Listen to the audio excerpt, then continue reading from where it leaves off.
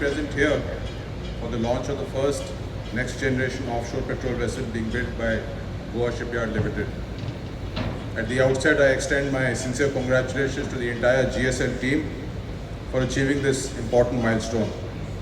The launch of the lead ship of a new class of warship is indeed a landmark moment. It represents the culmination of the vision, exhaustive design and dedicated efforts, and marks the beginning of a new chapter in our maritime capability. The successful launch of this ship is a testament to the professionalism and dedication of all those involved in its construction. Shipbuilding of this nature requires precision, coordination, and sustained commitment. Today's event, therefore, is not merely a launch, but laying the foundation of a new generation of platforms that will serve the Indian Navy for many years to come. India's identity as a maritime nation is defined by its geography and its history.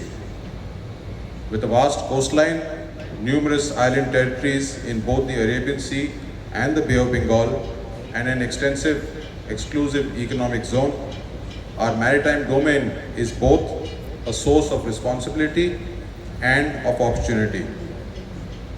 The seas around us carry the lifelines of trade, energy, and connectivity. Safeguarding these interests requires a capable, responsive, and forward-looking Navy. Indian Navy's role in shaping the geopolitical environment in the Indian Ocean region and beyond continues to grow more prominent. The recent global developments reaffirm the need for a strong Navy.